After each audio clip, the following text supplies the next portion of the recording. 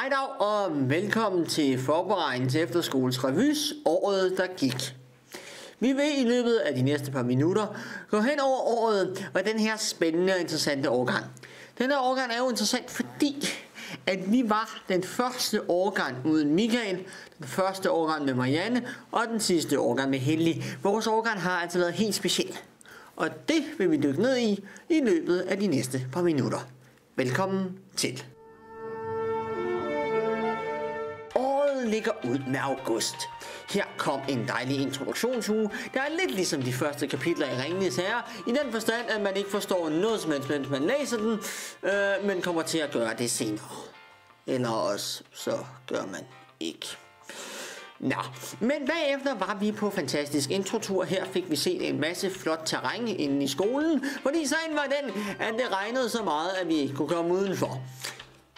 Men så til gengæld fik vi også de nye fantastiske valgfag.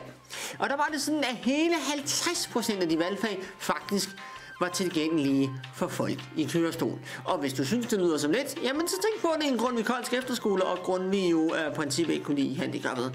Så faktisk så lever skolen så bare tæt til deres skaber, her Grundtvig. Alt virkede godt, men eleverne havde ingen anelse om, hvad der senere ville komme. Så kom september. Og udover mere regnvejr, fik eleverne også en hel times morgensang om brød. Og ellers en spændende linjefagsuge. Her lavede Kristendemokraterne, flotte malerier, eller som vi andre kalder det, hærværk. Mad og livtag, ja, de lavede også rigtig fornemt mad, det var så kun til dem selv. Til gengæld så lærte de alle de forskellige måder, Claus og Helle kunne rode op på. Og jeg kan godt love jer for, det er en hel del. Så har vi udeliv, de tog på tur, heldigvis. Og så har vi IT og medie, der hverken lavede IT eller medie, men i stedet for lavet en spændende valgkamp. Kort om hver parti kan siges. Systematisk nedslagning. Jeg har en hensigt. Men det mest spændende i september var nu noget helt andet.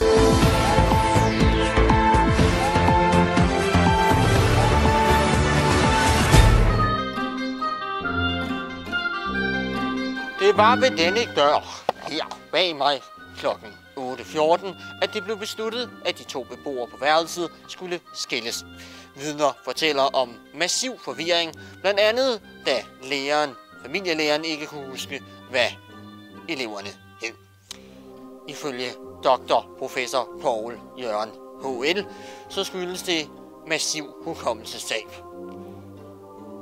Heldigvis så skal vi nok ikke regne med flere værelsesrokader, tyder alting dog på.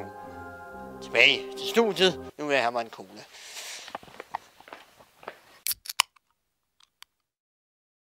Og så kom oktober. Oktober bød på 2 store krige. Den ene bestod af drenge-piger, og den var imod nogle piger og nogle meget konservative skolelærer, der mente, det var feministisk stærkt at lave perler og ræse sit hår.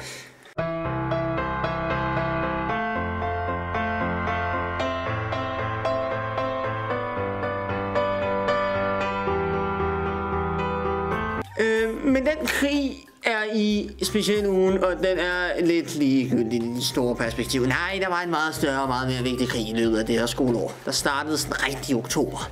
Den hed 10+ mod resten af skolen. Fordi mens resten af skolen, 9. og 10. havde meget travlt med at forberede sig til terminen og eksamen, ja, så lavede 10+ ikke rigtig andet end bare at høre på deres lærer. Det mente 10+-eleverne dog var lige så slemt. Men 10+ fik en helt del hets, og de var faktisk nødt til at lave et offentligt modsvar. Og det kommer her. Jeg vil bare lige sige, at vi altså også laver meget i 10+, og vi har det også rigtig hårdt. Alle de film, vi skal se, det er jo til at få fuldstændig hovedpine af, og jeg får jo nærmest ondt i fingrene af alle de dåser sodavand, jeg åbner hver uge, og ham der den nye syge engelsklærer, vi har fået, der faktisk giver os lektier for at kunne udskyde deadline med 2 uger. Det er jo fuldstændig umenneskelige forhold. Således 10+ offentlige modsvarsvideo. Men den hjalp ikke rigtig noget. 10+ fik stadig en hel del hits. Faktisk så meget hets, at nogle af dem decideret begyndte at græde og bryde sammen. Men det gjorde ikke rigtig andet, end at deres chipsposer bare fik lidt mere salt i form af deres tårer. Så det gjorde den bare lækre. Og grundlæggende kan man sige, at 10 Plus nød nærmest bare kritikken, og nød så samtidig også den luksus, de rent faktisk fik hver dag. Resten af skolen, ja, de fandt mere vigtige problemstillinger, som for eksempelvis det faktum, at Justins familiegruppe fik alle de gode rengøringsområder. Og også bare det faktum generelt, at Justins familiegruppe var pisseirriterende. Men det er en anden sketch. Jeg vil male den blå. Bitch! Og så kom november. Og i november var der en teateruge, hvor alle eleverne fik lov til at skrive et teaterstykke. Altså hvis alle eleverne hedder Anders Egelius. Udover det, så var der også den store natterandssag. Ser du, mens der var teater, så var der nogle kærester, der fik den idé, at de ville op og besøge deres partner sent om natten. Det førte til en hel dag surmulen blandt lærerne, som ikke rigtig førte til noget i sidste ende. Og det førte også til, at natterand blev et stort emne her på vores årgang. Men vi på den her redaktion, vi vil jo gerne være lidt kontroversielle, så derfor så vil vi ikke, ligesom lærerne, sige, at søvn rent faktisk er vigtig. Nej. Vi har en decideret overlevelsesguide til natterand, og den kommer lige her. Ja, der kan jeg jo så se, at vores natterandsguide er faldet i søvn, så det bliver der jo så ikke noget med. Måske man egentlig burde acceptere søvn for den vigtige ting der. Nej, det skal man ikke. Jeg tror, vi har noget andet i stedet for det her. Det er en trailer for IT Media, lavet i samarbejde med Sony. Først kom Breaking Bad, historien med familiefar, der ender som druglord. Nu kommer Breaking Fag, historien med en mønsterelev, der ender som netrender. Jamen Flemming, kan du ikke bare drikke din midnatscola i morgen? Nej, det er et rensdyr, for så er det jo ikke en midnatscola, vel?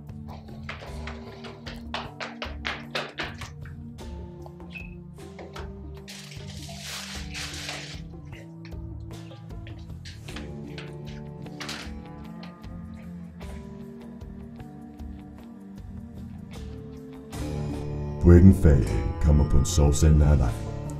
Breaking Fag er uegnet for børn og heldige, der tror på en god nat søvn som et redskab til deres problemer.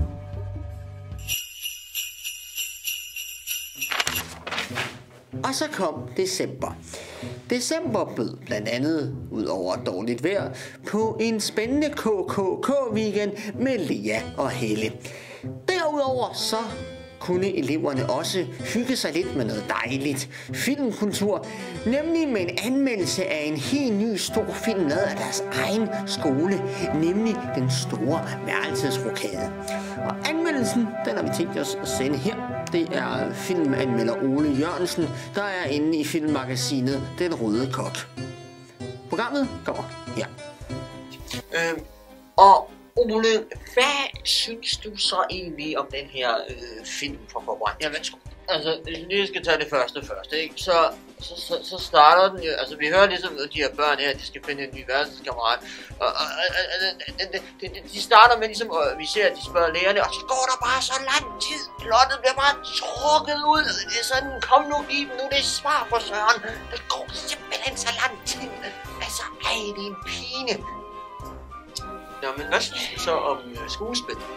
Ja, men altså, det er jo det der med måden skolen tager hånd om det på. Altså, det skal ligesom se ud som om, at de er glade før værelsesrokaden, og de er glade efter værelsesrokaden. Men skuespillerne spiller ikke godt nok. Man tror ikke på det. De ser jo ikke glade ud, selvom det er det filmen prøver at fortælle os. Filmen havde ellers et ret fint ben. Ej, ikke! Nej, ikke fucking kano-kajak-scene, eller hvad det var for noget fis. Hvorfor skulle vi overhovedet spille tid på det? Hvorfor skulle vi spille tid på det? Jeg er ikke elitesportsspor. Hvorfor skulle jeg give a shit omkring det der kano-kajak-pis noget uden i bladet? Det der? Bare fordi I tvinger mig til at se det, gør det mig ikke interesseret i emnet for Søren. Okay, så hvad giver du? Det er vel ikke højt. Jeg vil nok give en af den korte humor. Scenografien var okay. Altså, Snowgrafi, der var sådan udmærket. Men helt ærligt, jeg glæder mig mere til Maglebys genindspilning af filmen The Purge. Det tror jeg bliver bedre. Ja, okay. Tak for det. Og så kom januar. Januar var kendt meget for endnu en rundvisnings-PR-tur til kommende elever og forældre og den slags. Fordi skolen jo skal tjene sine penge et eller andet sted, og det der ikke er fordi, at den har særlig mange i forvejen.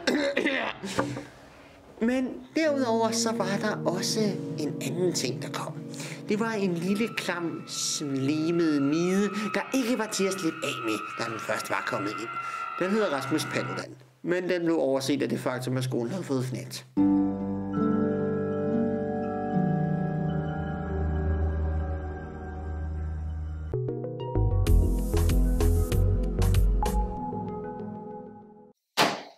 Støvsuger.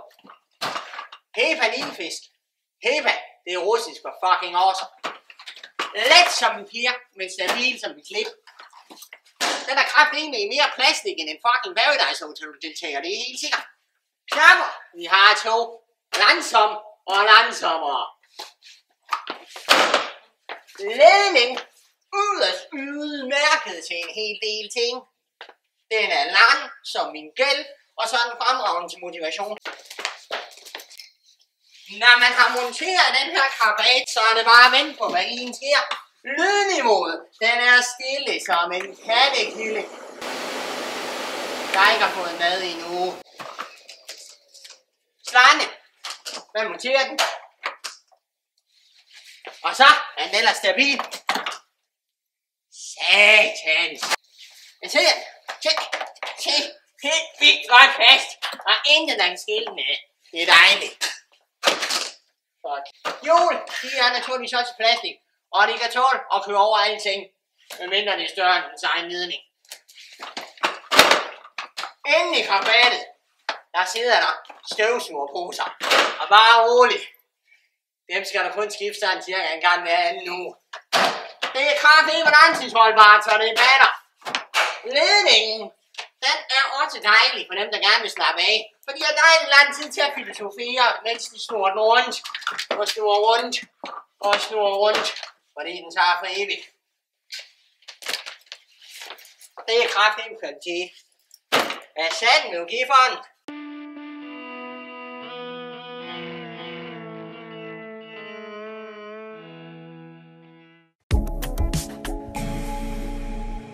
Og således fortsatte skolen med sine forfærdelige rengøringsområder, kun for at lave den endnu værre senere på året. Noget andet, der kan nævnes for februar, er lejrturen, altså den første. Her blev 3 valgfag tvunget til Berlin og tvunget udenfor i den friske luft. Skolen var derfor meget bekymret for, om eleverne ville melde den til FN's menneskerettighedsdomstol for den slags tortur, men det var eleverne heldigvis for ubegavede til. Udeliv, ja, de blev flyttet til Norge, langt væk fra os andre, heldigvis. Og mere kan der ikke rigtig siges om februar. Så er det mere interessant med marts. Og så kom marts. Marts bød ud over et foredrag om hash, sådan 2 måneder efter hash-sagen var slut, også på mere forvirring omkring emnet, hvad er dit og hvad er mit. Folk kunne simpelthen ikke lige finde ud af, hvad der var deres, eller også så er der bare flere synskrøblinge end de 2 i 10+. Og apropos 10+, så havde 10+ rigtig travlt i den måned med arkitektur, som var meget spændende. Nej, det er ikke sandt. De havde ikke travlt, de var færdige, og det var røvkedeligt. Nej, i stedet for, så lavede de noget helt andet. De fortalte virkelig søde og venlige vikingehistorier, som den her.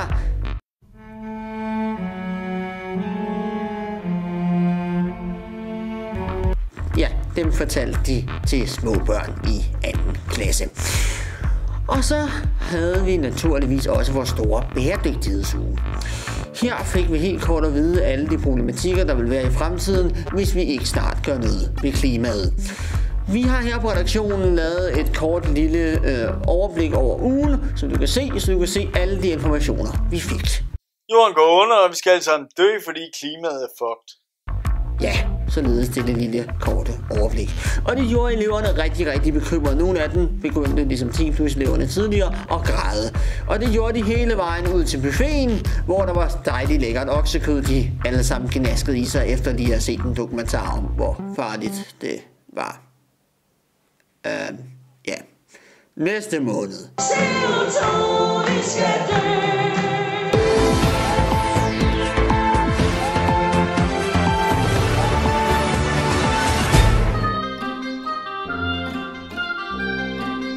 Det var lige her, ved dette sted, helt præcist forberedende til efterskoles toilet på værelse 36, at lyset gik, og det gjorde det også i resten af horene.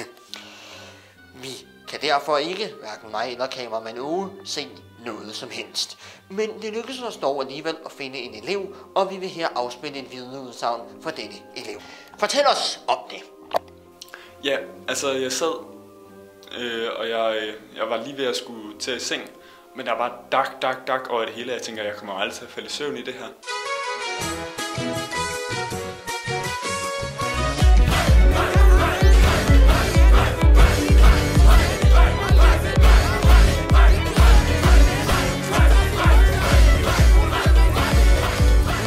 Så endelig så sker det. Jeg bliver bare helt stille.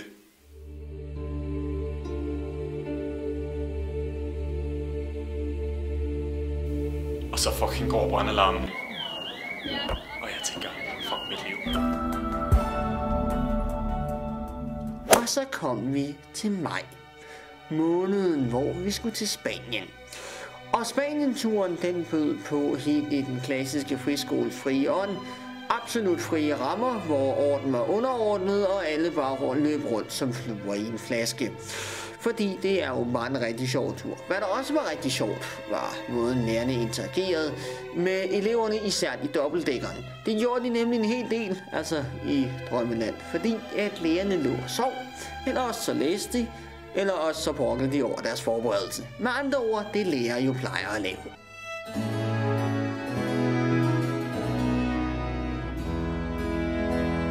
Og så kom juni. Sidste sæson var startet, og det var nu snart tid til at slutte.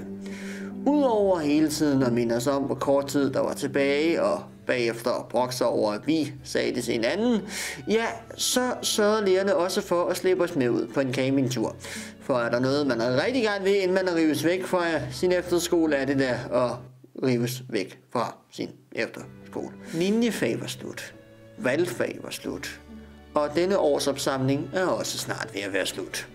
Men inden vi lukker helt ned, så skal vi lige se dem, vi desværre mistede i år. Og vi skal bede publikum om at lade være med at græde alt for højlydt. Det kommer her.